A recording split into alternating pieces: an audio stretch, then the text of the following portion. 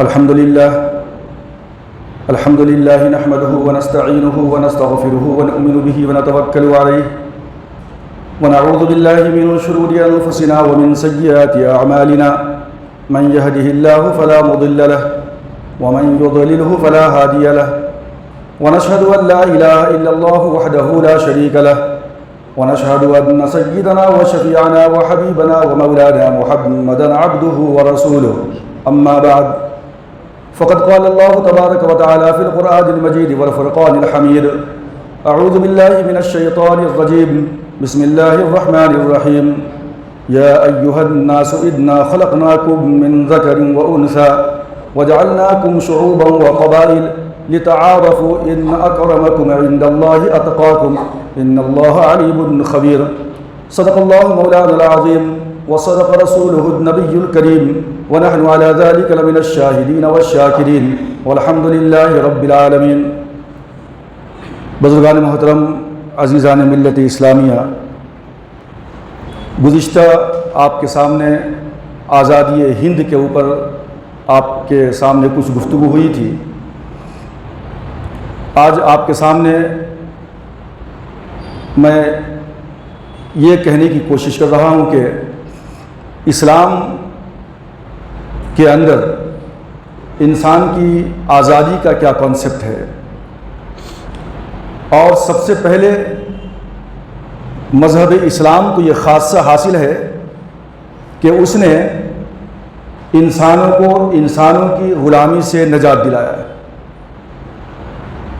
بقیہ دنیا نے جو حقوق نسواں کا دعویٰ کیا، دنیا نے حقوق انسانی کا دعویٰ کیا، دنیا نے حقوق آزادی کا دعویٰ کیا، یہ تمام کے تمام حقوق انسانی اور حقوق آزادی، حقوق نسواں کے جو علم بردار ہیں اور جو دنیا کے اندر عالمی ٹھیکیدار بن کے بیٹھے ہیں، ان کی حیثیت کیا ہے اور انہوں نے کب جو ہے حقوق نسواں کا اور انسانوں کو انسانوں کی غلامی سے نجات دلانے کا طریقہ اختیار کیا اور ایسے قوانین انہوں نے کب وضع کیے.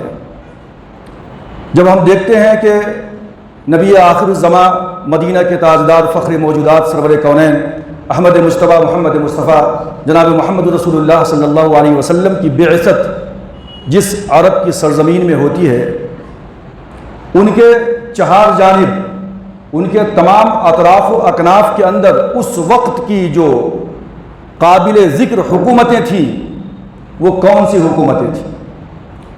روم کی حکومتیں تھیں، ایران و فارس کی حکومتیں تھیں، چین اور ہندوستان کی کچھ چھوٹی اور بڑی ریاستیں موجود تھیں.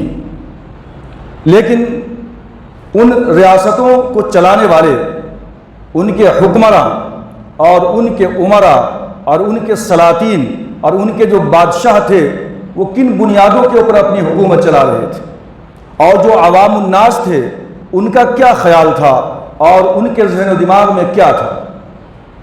آپ نے گزشتہ سنا ہے کہ ایران کے اندر جہاں بادشاہت تھی، ملوکیت تھی، وہیں ساتھ ساتھ عوام بادشاہ کو خدا کا دوسرا روپ تصور کرتا تھا.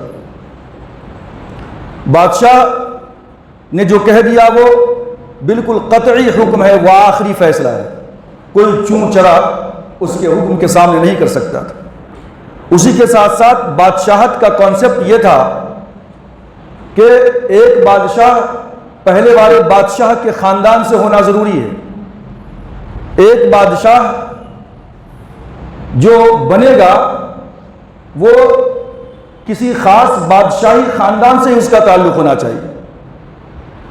روم کا بھی وہی حال تھا، ہندوستان کا بھی وہی حال تھا، اور چین کا بھی وہی حال تھا کہ یہاں پہ یا تو خاندانی حکومتیں قائم تھیں اور اس کے علاوہ کوئی دوسرا حکومت کے منصب کے اوپر فائز نہیں ہو سکتا تھا، اور بادشاہ کو گویا کہ خدا کا روپ اور بھگوان کا روپ تصور کیا جاتا تھا، اور اس کے خلاف کوئی بھی بولنے کی جرأت نہیں کر سکتا تھا.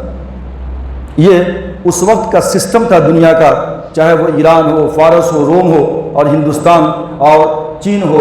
تو گویا کہ ایک طرح سے تمام کے تمام اللہ کے یہ بندے اللہ کے کسی ایک طاقتور بندے کے غلام بنے ہوئے تھے۔ لیکن جب اسلام آیا تو سب سے پہلے اسلام نے انسانوں کو انسانوں کی غلامی سے آزاد کروایا۔ قرآن مجید کی جو آیت میں نے پڑھی ہے سورۃ الحجرات کی آیت نمبر 13، یا ایھا الناس انا خلقناکم من ذکر و انثی، اے لوگو ہم نے تمہیں ایک مرد عورت سے پیدا کیا ہے، تم سب آدم و حوا کی اولاد ہو۔ وجعلناکم شعوبا و قبائل، ہم نے تمہارے درمیان گروپ اور ٹرائبز بنا دیے تاکہ تمہاری پہچان ہو سکے، لتعارفوا۔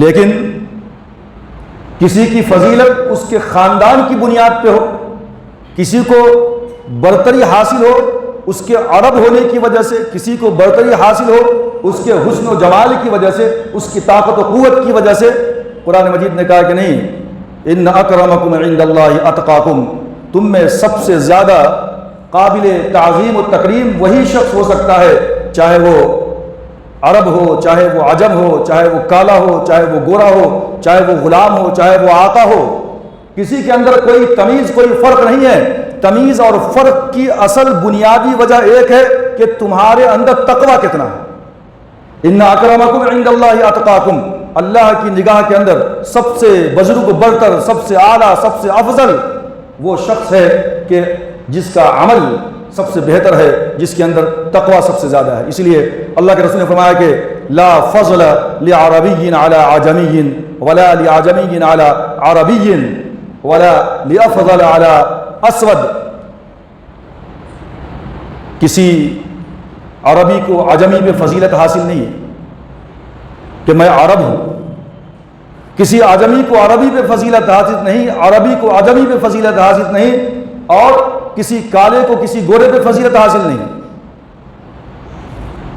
ولا لاسود علی احمر ولا لاحمر علی اسود، اور کسی گورے کو کالے پہ فضیلت حاصل نہیں، کسی کالے کو گورے پہ فضیلت حاصل نہیں۔ اور فرمایا کہ تم سب کے سب آدم کی اولاد ہو اور آدم مٹی سے پیدا کیے گئے تھے۔ تو انسانیت کے جو برابری اور مساوات کے جو آج دعوے دار لوگ ہیں ان کو یہ جاننی چاہیے کہ سب سے پہلے مساوات کا، برابری کا، ایکوالٹی کا درس قرآن مجید نے دیا تھا اس وقت جس وقت کہ دنیا کی تمام حکومتوں کے اندر بادشاہت کا، ملوکیت کا نظام تھا، اور بادشاہت اور ملوکیت کے نظام میں یہ سسٹم تھا کہ کوئی اپنی آزادی کے بارے میں، یعنی ملوکیت، غلامی کی طوق اور زنجیریں اس قدر ان کے گردن میں پڑی ہوئی تھی اور وہ اس قدر خوگر بن گئے تھے انسان کہ وہ اپنی اس غلامی کے طوق کو اتارنے کے لیے سوچ بھی نہیں سکتے تھے۔ وہ جمہوریت کے بارے میں سوچ بھی نہیں سکتے تھے، ڈیموکریسی کے بارے میں سوچنا بھی ان کے لیے ایک گناہ تھا۔ وہ اپنی آزادی کے بارے میں سوچنے کا خیال بھی نہیں دل و دماغ کے اندر لا سکتے تھے۔ یہ کیفیت تھی۔ ایسی کیفیت کے اندر قرآن مجید نے اعلان کیا وَيَضَعُ عَنْهُمْ إِصْرَهُمْ وَالْأَغْلَالَ الَّتِي كَانَتْ عَلَيْهِمْ۔ سورہ اعراف کی آیت ہے کہ وَيَضَعُ عَنْهُمْ إِصْرَهُمْ، جہاں نبی آخر الزمان جناب محمد رسول اللہ صلی اللہ علیہ وسلم کی بہت ساری صفات کا ذکر کیا گیا اس سے پہلے، جہاں نبی اکرم صلی اللہ علیہ وسلم نے پچھلی شریعتوں کے اندر جو ممانعت تھی وہ اسلام میں اس کی اجازت دی گئی، اور جو پاکیزہ چیزیں ہیں شریعت اسلامیہ میں اس کو کھانے کی اجازت دی گئی، جو ناپاک اور ناپسندیدہ چیزیں ہیں شریعت اسلامیہ نے اس سے روکا، اس سے منع کیا۔ وَيُحِلُّ لَهُمُ الطَّيِّبَاتِ وَيُحَرِّمُ عَلَيْهِمُ الْخَبَائِثَ، اور آگے کہا کہ وَيَضَعُ عَنْهُمْ إِصْرَهُمْ، جو ان کے اوپر بوجھ پڑا ہوا تھا، وَالْأَغْلَالَ الَّتِي، اور جو غلامی کا طوق ان کے گردن میں پڑا ہوا تھا، كَانَتْ عَلَيْهِمْ، جو ان پہ تھا، يَضَعُ عَنْهُمْ إِصْرَهُمْ، نبی اکرم صلی اللہ علیہ وسلم تشریف لائے دنیا کے اندر اور اس غلامی کے طوق کو ان کی گردنوں سے باہر نکالا، اور پھر قرآن مجید نے کہا کہ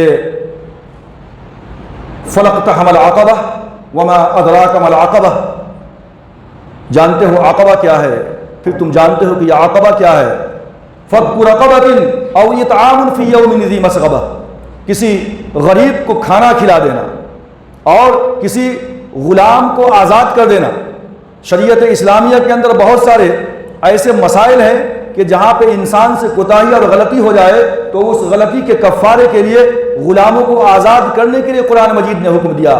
تو اسلام کے آنے سے پہلے دنیا کے اندر انسان کو خریدتا تھا، عورتوں کو خریدتا تھا، بیچتا تھا، غلام اور بادی بنا لیا کرتا تھا، چلتے ہوئے قافلے کو لوٹ کر کے ان کے مردوں کو غلام، عورتوں کو بادی بنا لیا کرتا تھا۔ یہ اسلام کے آنے سے پہلے دنیا کا یہ سسٹم موجود تھا۔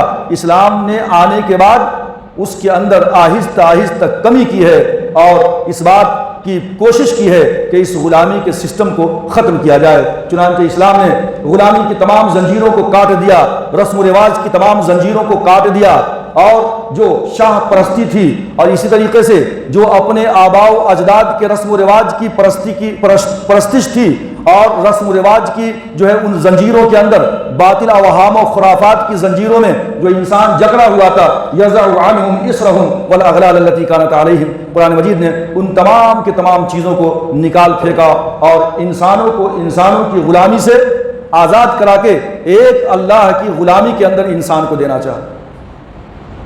وما خلقت الجن والانس الا ليعبدون، عبادت کیا ہے؟ غایت تذلل، اپنے آپ کو اللہ کے سامنے جھکا دینا، سرنڈر کر دینا، دنیا کی تمام غلامی سے اپنے آپ کو آزاد کر کے ایک اللہ کی غلامی میں اپنے آپ کو دے دینا، یہ ہے مسلمان اور یہ ہے اصل میں آزادی۔ چونکہ یہ آزادی انسان کی فطرت کے اندر اللہ نے ودیت کر دیا، اس کے نیچر کے اندر آزادی داخل ہے۔ ہم آج 12 زو پارک کا معائنہ کر چکے ہیں اور کرتے رہتے ہیں۔ وہاں ہم نے مختلف برڈز کو دیکھا، چڑیا کو دیکھا، مختلف جانوروں کو ہم نے دیکھا، بڑے ہی خوبصورت انداز کے اندر ان کو رکھا گیا ہے، بڑے بڑے درخت لگائے گئے ہیں، گرینری کا انتظام ہے، گرمی کے موسم میں پانی کے فوارے کا انتظام ہے، اور بیماری کے عالم میں علاج و معالجہ کا انتظام ہے۔ کسی بھی پرندے کو اس بات کا خوف اور ڈر نہیں ہے کہ مجھ سے طاقتور پرندہ مجھ پہ حملہ کر کے میرا شکار بنا لے گا، مجھ کو لقمہ اجل بنا لے گا، اس کا بھی ڈر اس پرندے کو نہیں ہے۔ غذا کے لیے کد و کاوش کرنی پڑے گی، محنت کرنی پڑے گی، شکار کرنا پڑے گا اپنے پیٹ بھرنے کے لیے۔ اس پرندے کو وہ کسب معاش سے بھی بالکل بے فکر ہے، اس جو ہے زو پارک کے اندر، چڑیا گھر کے اندر، چڑیا خانے کے اندر۔ لیکن اگر اللہ تعالیٰ کسی کو پرندوں کی زبان عطا فرمائے اور وہ ان پرندوں سے پوچھے کہ تمہاری خواہش کیا ہے، تو وہ یہی کہیں گے کہ ان سونے کے قفس ہو جائیں، سونے کے پنجرے بن جائیں، لیکن یہ سونے کے پنجرے سے باہر مجھے آزاد کر دیا جائے، میں محنت کروں، مشقت کروں، اس آسمان کی کھلی فضا کے اندر میں اڑوں اور اپنے کسب معاش کو تلاش کروں۔ یہ میری سب سے پہلی جو ہے بنیادی ترجیح ہوگی کہ میں آزاد رہوں۔ اللہ تبارک و تعالیٰ نے آزادی کو اس کی طبیعت کے اندر ودیت کر دیا ہے، نیچرلی آزادی اس کی فطرت کے اندر موجود ہے۔ حضرت انسان کو دیکھیے، چند دنوں کے لیے آدمی جیل کی سلاخوں کے پیچھے ہو، قید خانے کے اندر ہو، علاج و معالجے کی بہترین سہولت موجود ہے، کھانے پینے کا انتظام بھی موجود ہے، کسی طرح کی کوئی کد و کاوش اور محنت کی ضرورت اسے نہیں پڑتی ہے، لیکن پھر بھی ایک قیدی یہ چاہتا ہے کہ جلد سے جلد میں اس قید خانے سے باہر نکل جاؤں۔ کیوں؟ وہ آزاد رہنا چاہتا ہے۔ اللہ نے اس کی طبیعت اور اس کی فطرت کے اندر آزادی کو ودیت کر دیا ہے۔ اسلام دین فطرت ہے، اسی لیے اللہ تبارک و تعالیٰ نے انسانوں کی غلامی سے نجات دلائی ہے اور انسانوں کو تمام کے تمام انسانوں کی غلامی سے آزاد کر کے اللہ نے انسان کو پیدا کیا۔ اسی لیے آپ دیکھتے ہیں کہ جب اللہ کے رسول صلی اللہ علیہ وسلم نے اپنا 23 سالہ دور 23 ایئرز تک اسی انسانوں کی غلامی سے آزادی کی کوشش کی کہ بندہ ایک اللہ کا غلام بن جائے، اور نبی آخر الزماں کی رحلت کے بعد کمپینین آف پروفٹ صحابہ کرام رضوان اللہ تعالی علیہم اجمعین دنیا کے گوشے گوشے اور چپے چپے کے اندر پھیل گئے۔ اس میں سے ایک صحابی جن کا نام حضرت ربعی بن عامر رضی اللہ تعالی عنہ ہے کہ انہوں نے فارس کے اندر شاہ فارس کو، جس کا نام رستم تھا، رستم کے دربار میں آپ نے تاریخی جملہ کہا تھا کہ ہم مسلمانوں کا کام کیا ہے ہم تو چاہتے ہیں کہ انسانوں کو انسانوں کی غلامی سے آزادی دلائیں، دنیا کی یہ تنگی سے ہم جو ہے اسلام کی کشادگی کی طرف اس کو لے کر کے آئے ہیں، اور دنیا کے تمام مذاہب کے ظلم و ستم اور اس کے ظلم و جور سے اسلام کے عدل و انصاف کی طرف ہم کو بلائے۔ یہ ہمارا اصل میں مدعا ہے، یہ ہمارا مقصد ہے۔ ربیع بن عامر رضی اللہ تعالیٰ عنہ نے فرمایا تھا کہ ابتعثنا اللہ لنخرج من شاء الى عبادت الناس من عبادت الناس الى عبادت اللہ۔ اللہ نے ہم کو اس لیے بھیجا ہے کہ ہم انسانوں کی غلامی سے آزادی دلا کر اللہ کی غلامی کی طرف لے کر کے آئے۔ یہ جملہ انہوں نے کہا تھا شاہ فارس رستم کے سامنے۔ وَمِنْ ضَيْقِ الدُّنْيَا إِلَىٰ وُسْعَتِهَا یا إِلَىٰ سَعَتِهَا، اور دنیا کی تنگی سے ہم جو ہے اللہ کی وسعت اور اس کی کشادگی کی طرف انسانوں کو لے کر کے آنا چاہتے ہیں۔ وَمِنْ جَوْرِ الْأَدْيَانِ إِلَىٰ عَدْلِ الْإِسْلَامِ، اور ہم تمام کے تمام مذاہب کے ظلم و ستم سے ان کو نکال کر انسانوں کو اسلام کے عدل و انصاف اور اس کے جسٹس کی طرف ہم لے کر کے آتے ہیں، کیونکہ جسٹس اور انصاف اور عدل صرف اسلام ہی دے سکتا ہے۔ اسلامی کے قانون کے اندر وہ موجود ہے، اسلامی وہ مذہب ہے جس کے اندر انصاف ہے، تمدن ہے، تہذیب ہے، کلچر ہے۔ کسی اور مذہب کے اندر یہ بات نہیں پائی جاتی، کیونکہ ان الدین عند اللہ الاسلام، اللہ کے نزدیک اسلام پسندیدہ مذہب ہے۔ ومن یبتغی غیر الاسلام دینا فلن یقبل منہ، اور جو اسلام کے علاوہ کسی اور مذہب کی روش پہ چلے تو پھر وہ اللہ تبارک و تعالیٰ کی بارگاہ میں قابل قبول نہیں ہے۔ لیکن مذہب اسلام نے زبردستی کسی کے اوپر اسلام کو نہیں تھوپا کہ تم اسلام قبول کرو، ایمان قبول کرو۔ قرآن مجید نے کہا لا اکراہ فی الدین، دین کے معاملے میں کوئی زور و زبردستی نہیں ہے۔ اللہ نے آزاد تو پیدا کیا لیکن کچھ باؤنڈریاں بھی رکھ دی کہ تمہارے ان حدود کو تم کراس نہیں کرنا۔ اللہ کے غلام ہو، آقا وہ ہے، مالک وہ ہے، تو جیسا وہ حکم دے گا تمہیں اسی کے احکام کے مطابق زندگی گزارنا ہے۔ لا اکراہ فی الدین، دین میں کوئی زبردستی نہیں ہے۔ یہ آیت کیوں نازل ہوئی تھی؟ جب مدینے کے اندر جو انصار تھے اور جو مہاجر تھے، تو کچھ دنوں تک ایسا معاملہ ہوا کہ انصار کے گھروں کے اندر کوئی بچہ یا تو پیدا ہی نہیں ہو رہا تھا، یا پیدا ہوتا تو وہ مر جاتا۔ اور یہ یہودیت بہت پہلے سے مدینے کے اندر داخل ہو چکی تھی، آپ جانتے ہیں۔ تو عورتیں نظر مان لیتی کہ اگر میرا کوئی بچہ زندہ رہ گیا، یعنی یہ جو قبیلہ تھا اوس اور خزرج کا، میرا کوئی بچہ زندہ رہ گیا تو ہم اس کو یہودی بنا دیں گے یا یہودیوں کے پاس دے دیں گے۔ جس وقت قبیلہ بنو نذیر کی جلا وطنی ہو رہی تھی مدینے سے، یہودی کا قبیلہ تھا، جب مدینے سے اللہ کے رسول نے ان کو جلا وطن ہو جانے کا حکم دیا تو قبیلہ بنو نذیر کے پاس بہت سارے بچے تھے انصار کے، اوس و خزرج کے قبیلے کے۔ اب وہ بچے یہودی تھے، یہودی مذہب کے اوپر تھے، اب وہ جا رہے تھے تو ان کے بچے بھی جا رہے تھے ان کے ساتھ، وہیں پلے بڑھے تھے۔ تو اب اوس و خزرج کے لوگ ایمان لا چکے تھے، اب انہوں نے سوچا کہ ہمارا بچہ یہودی بن کے یہودی کے ساتھ جا رہا ہے مدینے سے، بہتر ہوگا کہ ہم اپنے بچوں کو واپس لے لیں اور ان کو مسلمان بنا دیں، زبردستی ہم اسلام قبول کرنے کے لیے ان کو مجبور کریں۔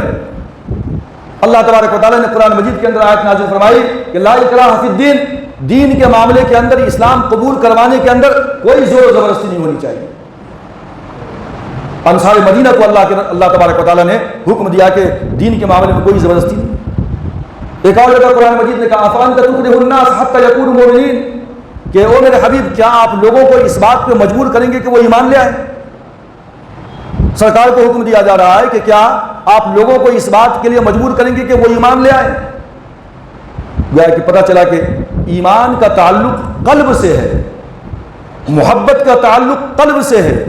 اگر وہ زبانی طور پہ تھوڑی دیر کے لیے اقرار بھی کر لے لیکن وہ محبت قلب کے اندر جاگزی نہیں ہوگی تو وہ ایمان بیکار ہو جائے گا، کارگر ثابت نہیں ہوگا۔ آپ کی زبردستی پہ کوئی ایمان لے آیا، کسی بات کو قبول کر لیا، لیکن اس کا تعلق تو اس کے قلب سے ہے، اس کے دل سے ہے، اس کے ماننے سے ہے، انٹرنل ہے وہ، تو ظاہر سی بات ہے کہ وہ بیکار اور بے سود جو ہے ثابت ہوگا۔ تو کہا گیا کہ اسلام لانے کے اندر، ایمان لانے کے اندر کسی کو زبردستی ایمان کے اوپر نہیں لایا جا سکتا، اسلام کے اوپر نہیں لایا جا سکتا۔ اب جب اللہ تبارک و تعالیٰ کہ ان بندوں نے تمام کے تمام 1,24,000 کم و بیش پیغمبران خدا نے اس دنیا کے اندر یہی مشن کو لے کر کے آئے کہ انسانوں کو انسانوں کی غلامی سے نجات عطا کیا جائے۔ اب اس کے بعد پھر بندہ ایک اللہ کا غلام بن جائے۔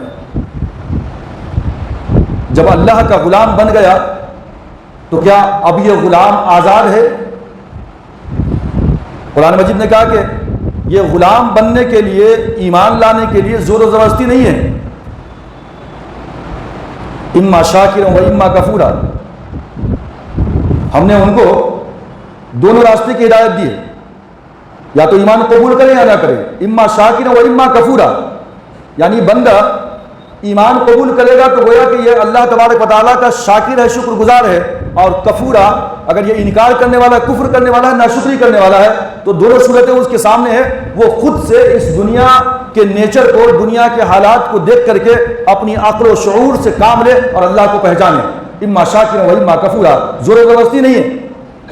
لیکن جب اللہ کو پہچان لیا، اللہ کے غلام بن گئے، تو کیا انسان آزاد ہے؟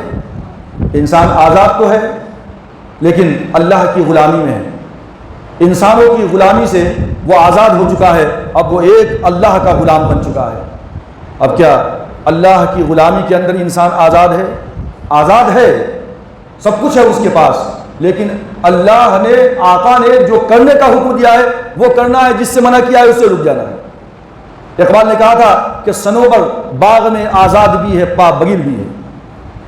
صنوبر باغ میں آزاد بھی ہے، پا بگل بھی ہے، انہی پابندیوں میں حاصل آزادی کو تو کر لے۔ صنوبر کا درخت بڑا خوبصورت ہوتا ہے، بہت لمبا ہوتا ہے، اس کی جڑیں زمین کے اندر ہوتی ہیں۔ آپ کے باغ کے اندر صنوبر کا وہ درخت ہے جس کی جڑیں اندر تک زمین میں گڑی ہوئی ہیں، لیکن یہ باؤنڈری ہے اور یہ صنوبر کا درخت ہے۔ جب ہوا کے تیز جھونکے آتے ہیں تو صنوبر کا درخت ہوا میں کبھی ادھر موڑتا ہے اور کبھی ادھر جھکتا ہے، باؤنڈری کے بعد بھی جھک جاتا ہے، لیکن پھر اپنی جگہ پہ وہ آ جاتا ہے۔ اقبال نے کہا کہ اے مسلمانوں، تمہاری مثال بھی اسی صنوبر کے درخت کی طرح ہے، کیسے بھی حالات آ جائیں لیکن تمہیں اللہ کی غلامی کے اس توق کو اپنے گلے سے نکالنا نہیں ہے۔ اللہ نے جتنا فریڈم تمہیں دیا ہے اسی کے اندر تمہیں جینا ہے۔ صنوبر باغ میں آزاد بھی ہے، پابگل بھی ہے، وہ آزاد ہے، ہوا چلتی ہے تو وہ ادھر ادھر جھک تو سکتا ہے، تم بھی آزاد ہو، لیکن کچھ حدود ہے، لیمیٹیشنز ہے، پابندیاں ہیں، اس کی جڑیں زمین میں پیوست ہیں، اور تم نے اپنے گلے کے اندر اللہ کی غلامی کا پٹا ڈال رکھا ہے۔ اللہ جیسا کہے گا تمہیں ویسا ہی سننا پڑے گا، اور اللہ جن باتوں سے روکے گا تمہیں رکنا پڑے گا۔ یہ ہے اسلام کا کانسیپٹ آزادی کا، کہ آزادی کیا ہے؟ انسان کو انسانوں کی غلامی سے آزاد کر کے ایک اللہ کی غلامی میں دے دیا جائے، یہ ہے آزادی۔ اب یہ دنیا کے آزادی کے علم بردار اور ٹھیکیدار یہ سمجھتے ہیں کہ آزادی ہم نے دیا ہے، یہ قانون ہم نے وضع کیا ہے۔ ہم نے کہا تھا کہ جس وقت اسلام آیا اس وقت ساری دنیا کے اندر تو انسان انسانوں کا غلام تھا۔ آزادی کا کانسیپٹ تو بہت بعد میں یورپ کے اندر جب فرانس کا بہت بڑا وہ خونی انقلاب ہوا تھا، جہاں مذہب کی آپس میں جنگ ہوئی تھی، جہاں کلیسا اور جو ہے عوام کا آپس میں ٹکراؤ ہوا تھا، اور پتہ نہیں کتنے ہزاروں لاکھوں میں لوگ جو ہے شہید ہوئے اسی مذہب کے ٹکراؤ کے اندر اور اسی جو ہے کشمکش کے اندر۔ اس کے بعد یہ انقلاب آیا تھا 1750 کے اندر۔ بہت بڑا رائٹر روسو لکھتا ہے کہ میں دیکھتا ہوں کہ انسان آزاد اپنی ماں کے پیٹ سے پیدا ہوا ہے، لیکن ابھی بھی وہ ہر طرف زنجیروں میں جکڑا ہوا ہے۔ 1750 کے اندر اس نے لکھا تھا۔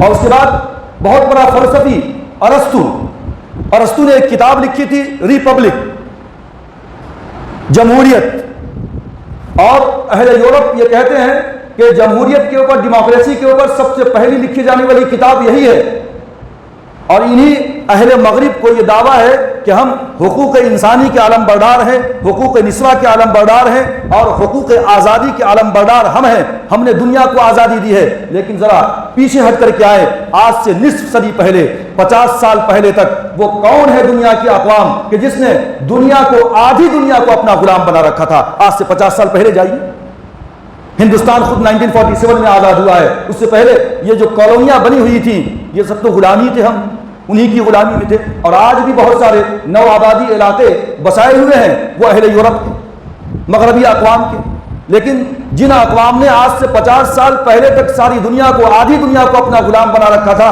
ان کا یہ دعویٰ ہے کہ آزادی کے علم بردار ہم ہیں۔ اور ارسطو،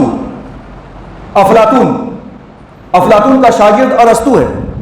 افلاطون نے وہ کتاب لکھی ریپبلک، لیکن اسی کو کہا جاتا ہے کہ سب سے بڑا بنیادی پتھر ہے گویا کہ ڈیموکریسی کا، اس کا فلسفہ افلاطون کا۔ لیکن ذرا سنیے کہ افلاطون کا فلسفہ کیا ہے ڈیموکریسی کے بارے میں، افلاطون کا کانسیپٹ اور اس کا خیال انسانوں کی آزادی کے بارے میں کیا ہے۔ وہ کیا کہتا ہے کہ حکمرانی کا حق کسے حاصل ہے؟ تو جناب حکمرانی کا حق صرف اور صرف ایک فلاسفر کو حاصل ہے، کسی اور کو حکمرانی کا حق حاصل نہیں ہے۔ اسی طرح اس نے انسانوں کے مختلف طبقات کر دیے ہیں، انسانوں کو مختلف طبقات میں تقسیم کر دیا۔ ایک طبقہ فلاسفر کا ہے کہ جو حکمراں رہیں گے، اور دوسرا طبقہ اس کے معاونین کا ہے۔ ان کا یہ خیال ہے کہ یہ جو الگ الگ انسانی طبقات ہیں، اللہ نے ان کی تخلیق کے خمیر کو بھی الگ الگ جگہ سے بنایا ہے، الگ الگ مٹی سے، الگ الگ چیزوں سے پیدا کیے گئے ہیں۔ وہ یہ فلاسفر جو ہے اللہ نے اس کو، گاڈ نے سونے سے پیدا کیا۔ جو فلاسفر کے معاونین ہیں ان کو اللہ نے جو ہے چاندی سے پیدا کیا، اور جو فوجی لوگ ہیں، جو کاشتکار، جو فوجی ہیں، ان کو اللہ نے جو ہے پیتل اور لوہے سے پیدا کیا۔ جو کاشتکار ہیں، جو دستکار ہیں، ان کو اللہ نے لوہے اور پیتل سے پیدا کیا۔ یہ اس شخص کا خیال ہے کہ جو ڈیموکریسی کا، جمہوریت کا سب سے پہلا پتھر، سب سے پہلا پلر مانا جاتا ہے۔ ان کے خیال ایسے ہیں تو ان کی عوام کا خیال کیا ہوگا آپ سمجھ سکتے ہیں۔ افلاطون کے بعد اس کا شاگرد ارسطو نے انسانیت کو اس طرح تقسیم کیا ہے، اس طرح بانٹا ہے کہ آپ حیران رہ جائیں گے۔ اتنا بڑا محقق، اتنا بڑا مدبر، اتنا بڑا فلسفی، لیکن اس طرح غیر دانشمندانہ باتیں کرتا ہے۔ وہ کہتا ہے کہ جتنے بھی غربا ہیں، غریب لوگ، پور پیپل، یہ پیدائشی طور پہ امیروں کے غلام ہیں، پیدائشی طور پہ بائی برتھ غریب امیروں کے غلام ہے۔ یہ ارسطو کا فلسفہ ہے جو افلاطون کا شاگرد ہے، بہت بڑا فلسفی ہے۔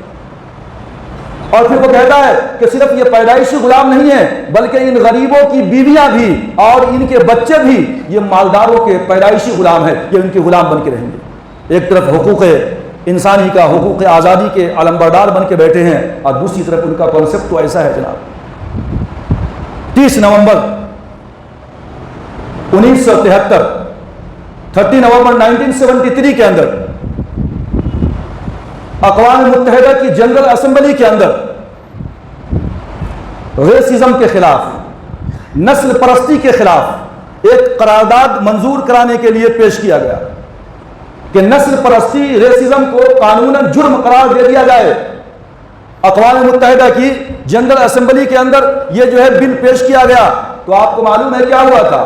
4 ملکوں نے جو ہے انکار کر دیا تھا ماننے سے کہ نہیں، نسل پرستی، ریسزم کوئی قانوناً جرم نہیں ہے، بلکہ نسل پرستی، ریسزم صحیح ہے۔ کون تھے انکار کرنے والے؟ جنوبی افریقہ نمبر 1، پرتگال نمبر 3 اور نمبر 2، اور اسی طریقے سے جو ہے امریکہ بھی شامل تھا اس کے اندر، برطانیہ بھی شامل تھا اس کے اندر۔ یہ 4 ممالک تھے جنہوں نے اس قرارداد کو منظور نہیں کیا۔ 1973 کی بات ہے، اقوام متحدہ کی جنرل اسمبلی کے اندر اس بل کو پاس نہیں کیا گیا۔ تو نسل پرستی ان کے نزدیک صحیح ہے، ریسزم ان کے نزدیک صحیح ہے، اور اب یہی حضرات وہ ہیں جو اس بات کے دعوے دار ہیں کہ حقوق انسانی کے ٹھیکیدار ہم ہیں، حقوق آزادی کے علمبردار ہم ہیں، حقوق نسواں کے جو ہے علمبردار ہم ہیں۔ ہم کہتے ہیں کہ تم نے بہت بعد میں آزادی کا ٹیسٹ اور اس کا مزہ چکھا ہے، اسلام نے تو اسی وقت جبکہ تمہارے اندر یہ تمام کی تمام وبائیں موجود تھیں. انسانوں کو بیچتا خریدتا تھا، عورتوں کو بیچتا خریدتا تھا. اس وقت اسلام آیا اور اس نے مساوات کا درس دیا، اس نے برابری کا درس دیا، اس نے تمام انسانوں کے مابین اونچ نیچ کے فرق کو ختم کر دیا. کالے گورے کی تمیز کو اسلام نے ختم کر دیا، اور تمام کے تمام انسان جو وہم پرستی کے غلام تھے، اپنے آباء و اجداد کے رسم و رواج کے غلام تھے، اور اس طریقے سے اپنے بادشاہ کے غلام بنے ہوئے تھے. بادشاہ کو خدا کا دوسرا روپ اور تصور کرتے تھے وہ، اور ان کے لیے یہ سوچنا بھی مشکل تھا کہ ہم کبھی آزاد ہو سکتے ہیں. ان تمام تفکرات اور خیالات سے اسلام نے کہا کہ تم سب کے سب آدم کی اولاد ہو. آدم مٹی سے پیدا کیے گئے تھے، کوئی بڑا نہیں کوئی چھوٹا نہیں. بڑے اور چھوٹے کے اندر تمیز صرف تقوی کی بنیاد کے اوپر ہی ہو سکتی ہے. اللہ تبارک و تعالیٰ سے دعا ہے کہ اللہ تعالیٰ ہم تمام لوگوں کو تمام کے تمام انسانوں کی غلامی سے نجات دے کر اللہ ہمیں اپنی ایک غلامی کے اندر آنے کی توفیق عطا فرمائے، اپنے احکامات پر عمل کرنے کی توفیق عطا فرمائے. آمین. وآخر دعوانا ان الحمد للہ رب العالمین.